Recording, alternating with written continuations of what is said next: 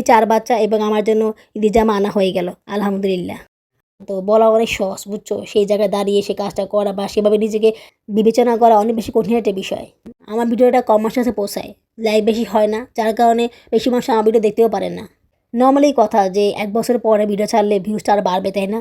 আমি অবশ্যই একটা কথা ওনাকে বলেছিলাম, ওইটা শোনার পরে উনি রেগে মেগে ফায়ার হয়ে গিয়েছে। যাক, বাবুরাবু এই কাজটা ভালো করেছে। চারপাশে এত নিউজ শুনি যে এরকম সবাই বলে লাভ ছাড়া কি কেউ বিক্রি করে।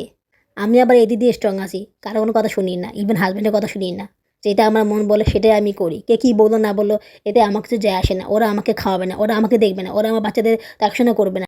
এই কথাটা শুনলে মেজাজটা গরম হয়ে যায় আমার, বুঝছো?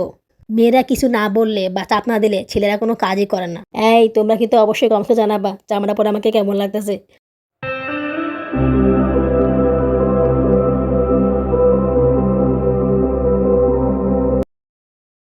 আসসালামু আলাইকুম।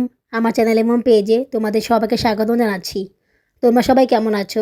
আশা করি আল্লাহর রহমতে ভালোই আছো। আমিও ভালো আছি আলহামদুলিল্লাহ। দেশে এবং বিদেশ থেকে যারা আমার ভিডিওটি দেখতেছো তাদের সবাইকে জানাই আমার পক্ষ থেকে আন্তরিক অভিনন্দন ও ভালোবাসা। রমজান মাসে আরও একটি ব্লগ নিয়ে আবার তোমাদের সামনে হাজির হলাম। এখন রাত প্রায় 11টা বাজে। তোমাদেরকে বলেছিলাম না যে আমি রাতের বেলা লাউ তরকারি রান্না করব। তাই সব কাজ সেরে কিচেনে চলে আসলাম লাউ তরকারি রান্না করার জন্য। কী করবো বলো, বাচ্চাদেরকে সামাল দিতে দেরি হয়ে যায়, তাছাড়া ইফতার খাওয়ার পর একটু রেস্ট নিতে হয়, রেস্ট নিতে গেলে আবার ঘুম চলে আসে, ঘুমিয়ে গেলে আবার দেরি হয়ে যায়। তারপর কিচেনে আসলেই তো আর সঙ্গে সঙ্গে চুলায় রান্না বসানো যায় না, এটা সেটা ধোয়া লাগে, ধোয়া বাসি কাজগুলো কমপ্লিট করতে হয়, তারপর সবজি কাটতে হয়। তো এইগুলো করতে করতে দেরি হয়ে গেল। বাবুর আব্বু কালকে রাতে 2টা লাউ নিয়ে এসেছিল, তো ওই লাউ 2টা রান্না করে নিয়েছি। ভেবেছিলাম ভুড়ি রান্না করব, কিন্তু ভুড়ি রান্না করার সময় নেই। কয়েকদিন ধরে ভাবতেছি ভুড়ি রান্না করব। ফ্রিজে যে গরু ভুড়িগুলো ছিল সেগুলো আমার সাথে যেটা মহিলা বসে না স্কুলে, ওই মহিলা সুন্দর করে সাফ করে দিয়ে গেছে। মানে কি বলবো, মহিলাটা এত ভালো, সে বললো যে আপনি নিয়ে আসেন আমি সাফ করে দিই, আমরা তো বুড়ি সাফ করেই খাই, আমি আমার শাশুড়ি বুড়ি সাফ করে খাই। তো ওর কথা শুনে আমি এটা অবাক হয়ে গেছিলাম। প্রথমে ভেবেছিলাম যে আমার সাথে ফান করতেছে, আমি ভয়ে ভয়ে ভুড়ি নিয়ে এসেছিলাম। ওকে যদি না পাই, ও যদি না আসে, ও যদি চলে যায়। ও কিন্তু প্রতিদিন আসে না, মানে 2-1 দিন পর পর আসে। দেখা গেল যে ওর কাজ নাই বা ওর ভালো লাগছে না, তখনও আসে আমার সাথে বসে কথা বলে। সবসময় কিন্তু সে আসে না। তো ভেবেছিলাম ও হয়তো বা আসবে না, মানে একটু ভয় পেয়ে গেছিলাম। ফ্রিজ থেকে বের করে আনলাম। এখন এগুলো বাইরে রাখলে তো নষ্ট হয়ে যাবে বা ঠান্ডা হয়ে যাবে, তখন আমি কি করব? তারপর দেখলাম যে না, আসলেই ফান না, সত্যি। কারণ আমি ভুঁড়িগুলো আনার পরপরই সে নিয়ে সেদিনই আমাকে সুন্দরভাবে ধুয়ে পরিষ্কার করে দিয়েছে। শুধু বলেছে একটু ধুয়ে নিতে, এবার সিদ্ধ করে দিয়েছে। তাহলে চিন্তা করো সে কেমন কমিক মানুষ, সে আমার কাজটা করে দেবে আমি ভাবতেই পারিনি। মানে আমি বলার সঙ্গে সঙ্গে সে রাজি হয়ে গিয়েছে। এটা আসলে অবাক করার বিষয়, কারণ কেউ এই কাজগুলো করতে চায় না, এটা অনেক কষ্টের কাজ, সময়ের কাজ। তো সে যে কীভাবে এই কাজটা করার জন্য রাজি হইলে আমি বুঝতে পারতেছিলাম না। সেই যে কবে ভুঁড়িগুলো এনে ফ্রিজে রেখেছি, আর রান্না করার খবর নেই। আজ রান্না করবো, কাল রান্না করবো, পরশু রান্না করবো, এরকম করতে করতে কতগুলো দিন চলে গেল, বুড়ি আর রান্না করা হলো না। কিভাবে হবে, মাঝখান দিয়ে কত সমস্যায় পড়লাম, কত প্রবলেমে এখন পর্যন্ত আমি আছি। মানে প্রবলেমে জর্জরিত হয়ে আছি, বুঝছো? মানে কি যে করব, ওইসব চিন্তা মাথা শুধু ঘুরে, যার কারণে অনেক কিছু আর ভাবতে পারি না, আর ভাবলেও করার সময় হয় না। তাছাড়া চ্যানেলে ভিউজ নেই, মনটাও খারাপ থাকে, কন্টিনিউ ভিডিও আপলোড করতে পারি না। দেখা গেলো যে গ্যাপ পড়ে যায়, আর গ্যাপ পড়ে গেলেই চ্যানেলের ইমপ্রেশন খারাপ হয়ে যায়, র্যাঙ্কিং কমে যায়, যার কারণে ইমপ্রেশনও পাওয়া যায় না, ভিউসও পাওয়া যায় না। এমনিতেই তো মন খারাপ, যেসব ঘটনা ঘটতেছে তার কারণে মনটা অনেক আপসেট হয়ে আছে। কি করব না করব কিছুই বুঝতে পারতেছি না, তার উপর আবার চ্যানেলে ভিউজ নাই, চ্যানেলের অবস্থাও খারাপ। তো সব কিছু মিলিয়ে আমার অবস্থা আসলে খারাপ হয়ে গিয়েছে। আচ্ছা আপুরা, আমি কি তরকারি কষাই না? এতক্ষণ ধরে তো আর ভিডিও দেখানো সম্ভব না যে আমি কষাই কি না কষাই। মেজো ভাবি সেদিন ফোনে বলতেছে যে তুই তরকারি কষাস না, তো তরকারি মজা হয় না, এই জন্য বাচ্চারা খায় না, এটা কোনো কথা হইলো? তরকারি তো আমি কষাই, সব কিছু তো আর ভিডিওতে দেখানো যাবে না, তাহলে তো ভিডিওটা এমনিতেই বড় হয়ে যাবে। এমনিতেই তো আমি রান্না করি, সেই ভিডিওটা বড় হয়ে যায়। তো এটা কীভাবে বললে আমি বুঝতে পারছি না। আর তাছাড়া এত সময় ধরে তোকে রান্না করার সময় নেই, সংসারে কত কাজ থাকে, বাচ্চাদের টেক কেয়ার করতে হয়, থালা বাসন ধুতে হয়, ঘরে কাজগুলো করতে হয়। আমার তো আর বুয়া নেই যে বুয়া সব কাজ করে দিবে, ওনার তো বুয়া আছে, সব কাজ বুয়া করে দেয়। উনিও অনেক কাজ করে, কিন্তু আমার তো বুয়া নেই, কাজের লোক নেই, সব কাজ আমাকেই করতে হয়। তো এত সময় ধরে তরকারি কষে রান্না করার সময় আমার নেই। আর এত মজা করে রান্না করবো কীভাবে বলো? একটু মাছ খেতে পারি না, মাছ নেই। মাছ ছাড়া যে আমি তরকারি রান্না করি এটা তো অনেক বেশি আমার জন্য। আমার তো তরকারি রান্না করতেই ইচ্ছা করে না, মনে করো যে জোর করে রান্না করি, বুঝছো? বাচ্চাদের জন্য রান্না করি, তরকারি রান্না করতেই আমার ইচ্ছা করে না। মাছ নেই, সেই দুঃখে ক্ষোভে রান্না করতেও ইচ্ছা করে না।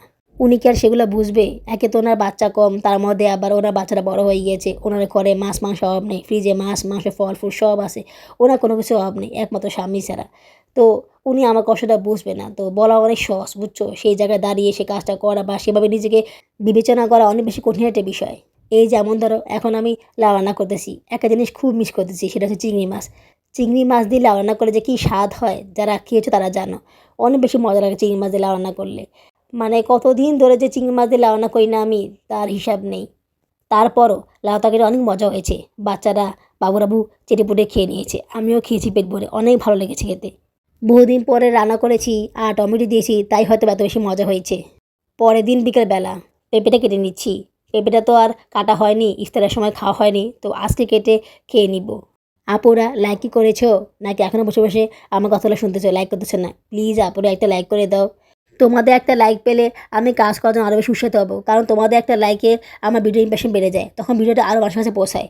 তাই তোমরা যত বেশি লাইক করবে আমার ভিডিওটা তত বেশি মানুষের কাছে পৌঁছাবে, তত বেশি মানুষ আমাকে জানতে পারবে। বাট লাইক অনেক কম, যার কারণে আমার ভিডিওটার ইমপ্রেশন অনেক কম। আমার ভিডিওটা কম মানুষের কাছে পৌঁছায়, লাইক বেশি হয় না, যার কারণে বেশি মানুষ আমার ভিডিও দেখতেও পারে না। গত বছর রমজান মাসে এই সময়টাতে আমি কত ভালো ভিউজ পেয়েছিলাম, মানে আমি দেখে অবাক হই যে আগে ভিডিওগুলোতে কত ভিউজ ছিল আমার গত বছর ভিডিওগুলোতে, কিন্তু সেই তুলনায় এই বছরের ভিডিওগুলোতে ভিউজ নেই। নর্মালি কথা যে এক বছর পরে ভিডিও ছাড়লে ভিউজটা আরও বাড়বে, তাই না? কিন্তু আমার আরও কমেছে, আমার আরও ডিমোশন হয়েছে। যদিও গত বছর আমি ঈদের কাপড় কিনেছিলাম, সেগুলো শেয়ার করেছিলাম, কিন্তু এবছর আমি ঈদের কোনো কাপড়ই কিনিনি। আসলে ঈদের কোনো কাপড় কেনার নিয়ত ছিল না আমার, তোমরা তো সবই জানো। কত আশা করেছিলাম টাকা জমিয়ে ওয়াশিং মেশিন কিনবো, টাকা জমিয়ে ঘর মোছাটা মপ কিনবো, আরও কত কিছু আশা করেছিলাম। বাট কিছুই হবে না। কিভাবে হবে? আমি তো স্কুলে যেতে পারবো না। আমার শরীরে যে কন্ডিশন, আমি মনে হয় না স্কুলে যেতে পারবো। আর স্কুলে যেতে না পারলে আমি হাতে কোনো টাকাও পাবো না, আর টাকা না পেলে আমি কোনো কিছুই কিনতে পারবো না। আপুরা তোমরা ভিডিওটি দেখার পরে কমেন্টস করে দিও, তোমাদের মতামত আমাকে জানিও। তোমাদের মতামত শুনলে আমার কাছে অনেক ভালো লাগে, কাজ করার জন্য আরও বেশি আগ্রহী হই। টিকটকে একটা আপু বলেছে, আমি প্রতিদিন তোমার ভিডিও চেক করি, তুমি ভিডিও ছেড়েছো কিনা ওটা দেখি, না চাইলে মনটা খারাপ হয়ে যায়। ঠিক তেমনই ইউটিউবে অনেক আপুও আমার ভিডিও না দিতে পেরে অনেক বেশি কষ্ট পায়, ওদের মনটা খারাপ হয়ে যায়। তাদের মধ্যে তো রুবেল হোসেন, নুসরাত, আশাফুল, এদের নাম উল্লেখযোগ্য। এরা আসলে সবসময় আমার ভিডিও দেখে, সবসময় চেক করে। আরও অনেকে আছে, বাট এদের কমেন্টসটা আমি বেশি পাই। ভিডিও না ছাড়লেই ওরা কমেন্টস করে, আপু ভিডিও দিবা না, আজকে ভিডিও দিবা না। গত 2 দিন আমি আসলে ভিডিও সাথে পারিনি, সেগুলো তোমাদের সাথে আগামী ব্লগগুলোতে শেয়ার করব, কারণ তোমরা আগামী ব্লগগুলো দেখলেই বুঝতে পারবে যে আমি কতটা কাজে চাপে ছিলাম। ঈদের আগে তো এই কারণে কাজের চাপটা বেশি হয়ে গিয়েছে। আসলে একদিন গ্যাপ পড়লে আরও বেশি গ্যাপ পড়ে যায়, এই কারণে আমি ট্রাই করি একদিনও গ্যাপ না দেওয়ার জন্য, কিন্তু হয় না বা আসলে করতে পারি না। আমি তো এখন আগে থেকে ভিডিও আপলোড করে রাখি না, খুব কম, মানে কয়েকটা ভিডিও রাখি। এই কারণে ভিডিও আপলোড করলেই ভিডিওগুলো শেষ হয়ে যায়। দেখো না, টানা 2 দিন ছাড়ি, 3 দিন ছাড়ি, তারপর আর কোনো খবর নেই। ভিডিও শুরু করতে গেলেই সারাদিন সময়টা চলে যায়, যার কারণে সেদিন আর ভয়েস দেওয়া হয় না, আর ভয়েস দেওয়া না হলে ভিডিও আপলোডও করা হয় না। দুইটা একসাথে মিলিয়ে করা আমার জন্য টাফ হয়ে যায়, তাছাড়া শরীরটাও ভালো না, তো সব কিছু মিলিয়ে আসলে ঝামেলার মধ্যে পড়ে গিয়েছে আমি, বুঝছো? একে তো ভিডিও ছাড়তে পারি না, মনটা খারাপ থাকে, তার উপরে আবার শরীরটাও খারাপ, বাবুর কাহিনি, তো সব কিছু মিলিয়ে আসলে করতে পারি না। আমি একা তো, বুঝছো? আমাকে সাপোর্ট করার কেউ নেই, এমন কেউ নেই যে আমার মাথায় হাত বুলিয়ে দিবে বা আমার কাঁধে হাত বুলিয়ে দিবে, বলবে যে আমি আসি বা আমি তোমাকে কাজে হেল্প করতেছি। বাচ্চারাও হেল্প করে, বাট কতটুকু করবে? ওরা ওদের বয়স অনুযায়ী যতটুকু পারে ততটুকু করে।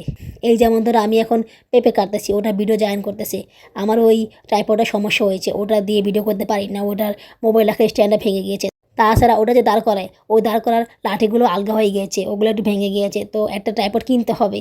তো তার আগ পর্যন্ত কাজগুলো চালিয়ে নিতে হবে। তো বাচ্চাদের দিয়ে আসলে সেভাবে কাজ করা যায় না, ওরা বিরক্ত হয়ে যায়। তাছাড়া বেশি করে মোবাইল ধরে রাখতে চায় না, রাখলে আরও বেশি বিরক্ত হয়ে যায়। ছোট মানুষ, তারপরে অনেক বলে কয়ে ওদেরকে রাজি করায়, ওরা আগ্রহ নিয়েই করে, কিন্তু বেশিক্ষণ করতে গেলে বিরক্ত হয়ে যায়। কী করব? বাজারটা ট্রাইপডের দাম 500 টাকা, সেই টাকাটা তো আমার কাছে নেই। এছাড়া আমি ছবি দেখবো, এই কারণে টাকা জমাচ্ছি। কী ভাবতেছো শরীর খারাপ ছবি দেখবো? কী করবো বলো? তোমরা তো জানো ঈদ আসলে আমি ছবি দেখি, ছবি দেখার কেবিং আসছে, তো ছবি দেখবো। 5টা ছবি দেখার জন্য চিন্তাভাবনা করতেছি, কিন্তু কটা যে দেখতে পারবো সেটা জানি না, অনেক টাকা লাগবে ছবি দেখতে গেলে। প্রিন্স, দম, রাক্ষস, বনদ এক্সপ্রেস, তারপরে প্রেসার কুকার, এই 5টা ছবি দেখার ইচ্ছা আছে। এখন এই 5টার মধ্যে 5টাই দেখতে পাবো কি না, বা 3টাও দেখতে পাবো কি না, সেটা একটা চিন্তার বিষয়। অনেক টাকা লাগে ছবি দেখতে গেলে। তাছাড়া বাচ্চাদের নিয়ে যাব, বাচ্চাদের নিয়ে যদি পারি তাহলে প্রথম 2টা বা প্রথম 4টা ছবি দেখব, যদি এক্সট্রা টিকিট না লাগে আর কি। আর যদি এক্সট্রা টিকিট লাগে তাহলে 2টা বেশি ছবি ওদেরকে নিয়ে দেখতে পারবো না, সিঙ্গেলে গিয়ে দেখে আসতে হবে, মানে আমি একা গিয়ে দেখে আসবো আর কি। আজকেও ভাজা পোড়া করেছি, বুঝছো? কিন্তু আজকে মুড়ি মাখানো খাবো না, যা শুধু ভাজা পোড়া খাবো। যতটুকু খেতে ইচ্ছে করে ততটুকুই খাবো, বেশি খাবো না। সিম্পল ইফতারের আয়োজন করেছি। কালকে তরমুজ ছিল একটু, সেই তরমুজটুকু নিয়ে নিয়েছি। আর ট্যাংয়ের শরবত খাবো না, ওটা গন্ধ লাগে, ওটা খেতে পারি না, ওটা খেলে আরও বেশি বমি আসে। আগের ট্যাং প্যাকেটে 1 চামচ ছিল, তাই কাকে বানিয়ে নিয়েছিলাম। ভেবেছিলাম আমি না খেলে বাচ্চাদেরকে খাইয়ে দিব, হয়েছেও তাই। আমি খেতে পারিনি, বাচ্চাদেরকে দিয়ে দিয়েছি, ওরা খেয়ে নিয়েছে। টেস্ট মি ট্যাংয়ের প্যাকেটগুলো শেষ হয়ে গিয়েছে, আর একটা আছে, ওই একটা ঈদের পরে ওদেরকে খাইয়ে দিব কোনো এক সময়। পেঁপেটা এত বাজে হয়েছে কি বলবো আপুরা, একটুও মিষ্টি হয়নি। আমি 70 টাকা দিয়ে পেঁপেটা কিনেছিলাম, কত আশা করি যে একটা মিষ্টি পেঁপে খাবো। কতদিন পরে বুঝছো পেঁপে খেতে বসলাম, বাট পেঁপেটা মজা হয়নি, শক্ত, আর খেতে একটু মজা লাগেনি। মেজাজটা এত বেশি গরম হয়ে গেল জানো না। জোর করে বুঝছো, জোর করে মনে হয় আমি কয়েক টুকরা খেলাম, মানে মানে অবস্থা খারাপ হয়ে যাচ্ছে পেঁপেটা খেয়ে, একটু ভালো লাগছে না খেয়ে, আরও বেশি খারাপ লাগতেছে। আর শশাটা মনে করো যে কালকেও খেতে খুব ভালো লেগেছিল, মানে অমৃত মনে হয়েছিল, কিন্তু শশাটা আজকে খেতে ভালো লাগছে না, কেমন জানি গন্ধ গন্ধ লাগতেছে। শশাটা মনে হয় আমি খেতে পারবো না, কালকে থেকে আর শশা কাটবো না, শুধু টমেটো খাবো, টমেটো খেতে ভালো লাগে। উপমা, হালিম, দানা এসব বলে বসি, মেশানো শরবতগুলো খেতে পারি, ওটা খেতে ভালো লাগে, তবে চিনি কম দিয়ে। তো ওটা রেখেছি, আর পানি রেখেছি। কনস্টিপেশনের সমস্যাটি দূর হয়েছে। এখন মনে করো যে রেগুলার পটি হয় না, মানে একটু গ্যাপ করে হয়, মানে এখন আগের অবস্থা ফিরে গিয়েছে আর কি, আগের মতো অত বেশি পটি হয় না, তবে পেটে একটু মশায় আর কি।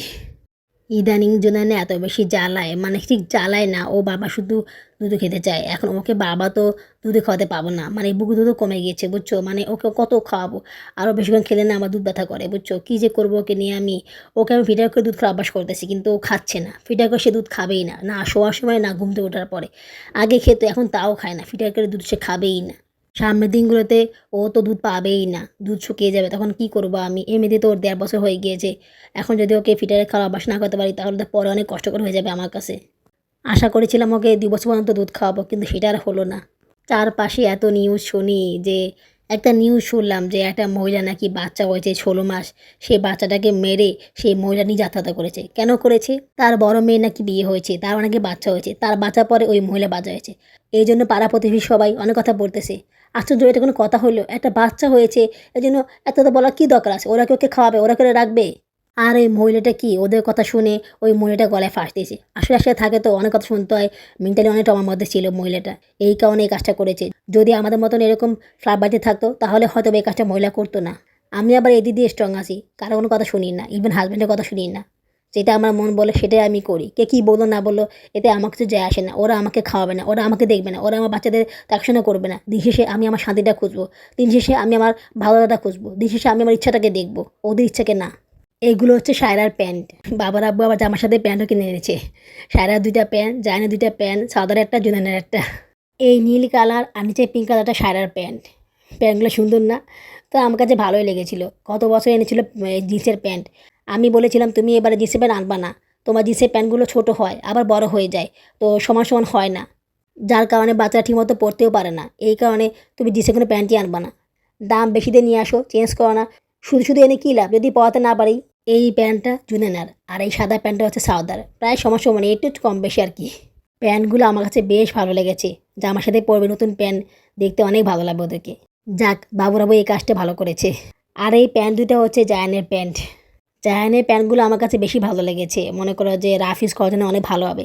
আমি বললাম আরও কিছু কিনে আনতা, ও বাসায় পড়তে পারবে, তখন বললো ঈদের পর নিয়ে আসবে, এখন অনেক দাম বেশি। মনে মনে বলি ঈদের পর আনবা, ঈদের পর তুমি জীবনেও কিছু আনবা না, খালি বলো ঈদের পর আনবা, কিন্তু ঈদের পর আনো না। মানে ওনার একটা কমন ডায়ালগ, ঈদের পর নিয়ে আসবো, ঈদের পর নিয়ে আসবো, ঈদের পর আর কিছু আনা হয় না, ঈদের পরে কিচ্ছু আনে না, হারামও কিছু আনে না বুঝছো। এই কথাটা শুনলে মেজাজটা গরম হয়ে যায় আমার বুঝছো। এই দেখো সায়রার জামা সুন্দর হয়েছে না? আমার কাছে সায়রা সাওদার জামার থেকে চুদিনের জামাটা বেশি ভালো লেগেছে, তোমরা পরে দেখবে।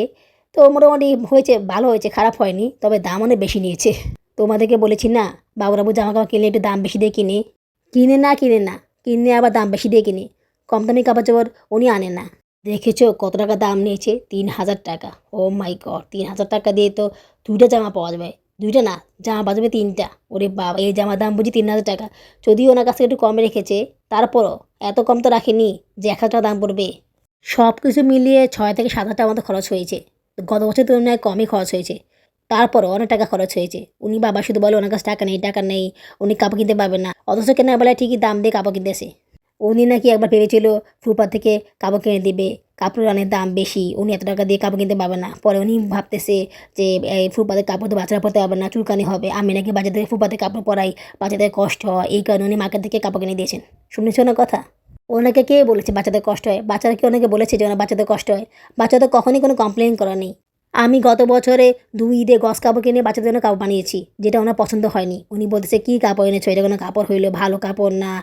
এটা কোনো কাপড় নাকি? এগুলো পরে বাচ্চাদের র‍্যাশ উঠবে, বাচ্চাদের চুলকানি বাড়বে।" মানে আরও কত কথা, বুঝছো? এই দেখো জামার ভিতরে কয়টা পার্ট। ভিতরে জর্জেট কাপড় আছে, মশারির কাপড় আছে, আবার সুতির কাপড় আছে। মানে অনেকগুলা ভিতরে পার্ট আছে। আমি যে কাপড় কিনে দিই না কেন সেটা ভালো না। আর উনি যেটা কিনে দেবে সেটা অনেক ভালো। সেটা কোনো তুলনা হয় না, বুঝছো? হ্যাঁ, মানতেছি ওনার কাপড়গুলো ভালো হয়, খারাপ হয় না। কিন্তু তাই বলে এই না যে আমার কাপড়গুলো খারাপ হয়, ভালো হয় না। ৳৩,০০০ বা ডিসকাউন্ট দিয়ে ৳২,৫০০ বা ধরলাম ৳২,০০০ দিয়ে এই জামাটা না কিনে যদি ৳১৩,০০০ দিয়ে বা ৳১,০০০ দিয়ে একটা জামা কিনতো, আরও ৳১,০০০ দিয়ে একটা সুতির জামা কিনতো, তাহলে ভালো হতো না বলো তো আপুরা? মার্কেট থেকে কিনতো, শোরুম থেকে কেনার কি দরকার ছিল? আসলে ওনার কাছে টাকা আছে, বুঝছো? উনি বাচ্চাদের জন্য আগেই টাকা-পয়সা জমিয়ে রেখেছেন, ঈদে কাপড় কিনে দিবেন। আর আমাকে শুধু শুনায়, বুঝছো? প্রতি বছরে আমাকে শুনায় যে আমার কাছে টাকা নেই, টাকা নেই। পরে ঠিকই বাচ্চাদেরকে কাপড় কিনে দেন, বুঝছো? আমি অবশ্য একটা কথা ওনাকে বলেছিলাম। ওইটা শোনার পরে উনি রেগে মেগে ফায়ার হয়ে গিয়েছে। মানে আমার কাছে ২ হাত ধরে বলতেছে, "আর না, আমার আর লাগবে না। তুমি আর এসব কইরো না।" সাউদা এবং সারার জন্য একই জামা নিয়ে এসেছে। জুনার জন্য আনতে পারিনি, কারণ ওই ডিজাইনের জামাটা ছিল না ওর মাপের। দেখেছো এটার দাম কত? ৳২,৫০০। এই জামাটা আমার কাছে খুব পছন্দ হয়েছে। এটা জুনানের জন্য এনেছে। এটা ডিজাইনটা অনেক সুন্দর, দেখো তোমরা। তোমাদের কাছে কেমন লেগেছে জামাটা? আমাকে অবশ্যই কমেন্টস করে জানাবে। আমি বলেছিলাম নীল কালার না এনে সবগুলো পার্পল কালার আনতে। আমার কাছে আবার পার্পল কালারটা খুব বেশি ভালো লাগে। তখন উনি বলল, "পার্পল কালারের জামা নেই, শেষ হয়ে গিয়েছে, বিক্রি হয়ে গিয়েছে। এটা একটা ছিল, তাই এটা নিয়ে এসেছে।" এই কথা শুনে আমি আরও ক্ষেপে গেলাম। "তুমি কেন আরও আগে গেলে না? তোমাকে তো বাবা বলেছে যে বাচ্চাদের জন্য কাপড় কিনে নিয়ে আসো। তুমি তো আমার কথা শোনো না। আগেভাগে গেলে তো সুন্দর, সুন্দর কাপড় পাওয়া যায়।" যদিও এবারে উনি আগেই গিয়েছেন। আগে তো ঈদের আগের দিন মার্কেটিং করতেন। সে তো না ঈদের ২ দিন আগে মার্কেটিং করে এনেছেন। এই জামাটার দাম নিয়েছে ৳২,৮৫০। তাহলে প্রথমটার দাম নিয়েছে ৳৩,০০০, এরপরটার দাম নিয়েছে ৳২,৫০০, আর এটার দাম নিয়েছে ৳৮৫০। সব মিলে কত টাকা হলো? সব মিলিয়ে হলো ৳৭,৩৫০। এইমাত্র হিসাব করে বললাম। আর উনি বলেছে ওনাকে দেওয়া লাগছে ৳৫,৮০০, মানে প্রায় ৳৬,০০০ আর কি। ওনাকে ডিসকাউন্ট করেছে বাকি টাকা। মোট ৳১৫৫০ ডিসকাউন্ট দিয়েছে। ওনার চেনা লোক, তাই ওনাকে ডিসকাউন্ট দিয়েছে। ওনার কাছ থেকে কম রেখেছে। ওনার কাছ থেকে নাকি লাভ রাখেনি, জাস্ট কেনা দামটা রেখেছে। এরকম সবাই বলে। লাভ ছাড়া কি কেউ বিক্রি করে? দেখো এই জামাটার ডিজাইনটা অনেক সুন্দর, ফুলটা অনেক সুন্দর। ওই জামাটা ফুলটা ভালো লাগে না। যাই হোক, বাচ্চারা পরবে, ছাড়া তো অনেক খুশি, সাউদাও অনেক খুশি। ওদের পছন্দ হয়েছে জামাগুলো। তবে জামাগুলো অনেক সুন্দর। মেজহাবির জামা থেকে তো অনেক ভালো জামাগুলা। চায়নার জন্য পাঞ্জাবি নিয়ে এসেছে। আমি বারবার বললাম পাঞ্জাবি একটু বড় দেখে নিয়ে আসো। উনি বলছে, "না, না, বড় হবে, বড় হবে।" দেখো পাঞ্জাবি নিয়ে এসেছে, ছোটো পাঞ্জাবি। ৩০ সাইজের পাঞ্জাবি নিয়ে আসছে। যেটা আমি গত বছর কিনেছিলাম। গত বছর আমি বড় দেখে পাঞ্জাবি কিনেছিলাম। ৩০ সাইজের পাঞ্জাবি কিনেছিলাম। ওর মা পড়েছিল ২৮। আমি আরও ২ ইঞ্চি বড় দেখে কিনেছিলাম, যদি আগামী বছর পরা লাগে এই কারণে। আর উনি ছোটো সাইজে নিয়ে এসছে। ৩২ আনলে ঠিক হইতো। সেটা আগামী বছরেও পরতে পারতো বা আগামী কোরবানিতে পরতে পারতো। এখন তো একটু লম্বা ছোট হলো। তবে ফিটিং ঠিক আছে। পাঞ্জাবি বেশি লম্বা পরে না, একটু ছোটোই পরে না। জানি না, ফিটিং ঠিক আছে। আমার ওই পাঞ্জাবিটা একটু ঢিলা হয় ওর, মানে তখন ঢিলা হয়েছিল। এখন সম্ভবত ফিট হবে ওর। পাঞ্জাবি পায়জামা কিনলো, কিন্তু ছেলের জন্য একটা গেঞ্জি বা শার্ট কিনলো না। দেখো তো কেমন লাগে। পাঞ্জাবি পরে মসজিদে যাবে, কিন্তু বাইরে ঘুরতে গেলে তো একটা শার্ট পরতে হবে, বাইরে গেঞ্জি পরতে হবে।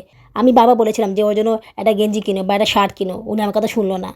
আসলে আমারই ভুল হয়েছিল। উনি আমাকে ফোনে বলেছিল যে গত বছর পাঞ্জাবিটা পরিয়ে দেখো ঠিক হয় কিনা। যদি ঠিক হয় তাহলে ওর জন্য পাঞ্জাবি আনবো না, শার্ট বা গেঞ্জি কিনবো। আমি না সময়ের কারণে ওটা বের করতে পারিনি। বের করতে পারলে তাহলে হয়তো ওনাকে বলতাম যে পাঞ্জাবি না আনতে, শার্ট বা গেঞ্জি আনতে। আমারই ভুল হয়েছে। যাক, কী আর করার, পাঞ্জাবি নিয়ে ফেলেছে, আর তো কিছু করার নেই। আসলে আমার একটু কনফিউশন ছিল যে ওই মাপের পাঞ্জাবিটা লম্বা ছিল তো। আমি হয়তোবা ওনাকে বলতাম যে পাঞ্জাবি আনতে। জানি না, হয়তোবা না বলতাম। বুঝতে পারছি না। এই দেখো আমার ঈদের জামা উনি বানিয়ে নিয়ে আসছে। আমি তো ভেবেছিলাম উনি আনবে না বা দেরিতে আনবে। যাক, আমার জামাটা উনি আগেই নিয়ে এসেছে। জামাটা নাকি বানানো অনেক আগেই হয়ে গিয়েছিল। উনি সময়ের কারণে আনতে পারছিল না। এটা তো আমি ফোন করে বলেছিলাম যে তুমি ঈদের জামাকাপড় কিনলে আমার জামাটা নিয়ে আইসো। না হলে তো আনতো না, এটা আনতেও ভুলে যেত। মেয়েরা কিছু না বললে বা চাপ না দিলে ছেলেরা কোনো কাজই করে না। কাজ করে না কি, কাজ করতেই চায় না, বুঝছো? ওদেরকে ঠেলতে হয়, না ঠেলে ওরা কাজ করে না। জামাটা খুলবো না, তোমার তো দেখলাই জামাটা কেমন হয়েছে। এই জামাটা আমি এখন পরবো, পরে তোমাদেরকে দেখাবো। আমিও দেখবো পরে ফিটিং হয়েছে কিনা। উনি অবশ্য বলেছিল যে জামাটা পরে দেখো ফিটিং হয়েছে কিনা। যদি সমস্যা হয় তাহলে ফিটিং করা যাবে, সমস্যা নেই। এই জামার সাথে পাজামাটা দিয়েছিলাম চুরি পাজামা। চুরি পাজামা পরতে আমার কাছে ভালো লাগে। যদিও খুলতে একটু কষ্ট হয়ে যায়, আবার অনেক সময় ফেঁসে যায়। ওনার কাছে ওটা পছন্দ হয়নি। এই কারণে উনি নরমাল পাজামা দিয়েছে। দেখো পাজামাটা একটু নরমাল হয়েছে। ভালোই হয়েছে, খারাপ না। নরমাল পাজামা পরতেও আরাম বেশি। নরমাল মানে কি, এখনকার পাজামা পরে না যে নিচে দিয়ে চিপা, উপর দিয়ে একটু ঢিলা, ওরকম আর কি। পরলে বুঝতে পারবো, না পরলে তো আর বুঝতে পারবো না। ঈদের জামাগুলোর ভিডিও শ্যুট করিনি, যার কারণে ভিডিও আপলোড করতে দেরি হয়ে গেল। কারণ এই শ্যুটটা বাকি ছিল, ওইটা কমপ্লিট না করে তো আর ভয়েস দেওয়া যায় না। কমপ্লিট করেও লাভ হলো না, ভয়েস দেওয়া গেল না, কাজে চাপে পড়ে গেলাম, তারপরে আর কোনো কাজ করতে পারলাম না। ফাইনালি 4 বাচ্চা এবং আমার জন্য ঈদের জামা আনা হয়ে গেল, আলহামদুলিল্লাহ। আমি তো টেনশনেই ছিলাম, উনি জামা আনবে কি আনবে না, আবার কবে আনবে, আবার বাচ্চাদেরগুলো আনলে আমারগুলো আনবে কি না, আমারগুলো নিয়ে আবার ঘোরাবে কি না। জামাটার গলা ভালোই হয়েছে, খারাপ না। জামাটা পরে আমাকে কেমন লাগতেছে আমাকে কমেন্টস করে জানাবা। ঈদের জামা ঈদের আগে পরে ফেললাম। এই দেখো হাতাটা কেমন দিয়েছে, না 3/4 হাতা না হাফ হাতা, মানে এটা হাফের থেকে একটু বড়, এটা কোনো হাতা হইলো বলো তো? যাই বলো, ওনাটা কিন্তু অনেক বড় আছে আর দেখতে অনেক সুন্দর আছে, ওনাটা পরেও অনেক আরাম পাওয়া যায়। জামাটা পরে অনেক আরাম পেয়েছি আমি। এই তোমরা কিন্তু অবশ্যই কমেন্টসে জানাবা জামাটা পরে আমাকে কেমন লাগতেছে। অনেকে তো কমেন্টস করো না, চলে যাও। এবার কিন্তু যাবা না, আমাকে বলবা জামাটা পরে আমাকে কেমন লাগতেছে। সবাইকে জানাচ্ছি ঈদ মোবারক, ঈদের অনেক শুভেচ্ছা এবং ভালোবাসা। আজ এইটুকুই, আগামী ব্লগে দেখা হবে। আল্লাহ হাফেজ।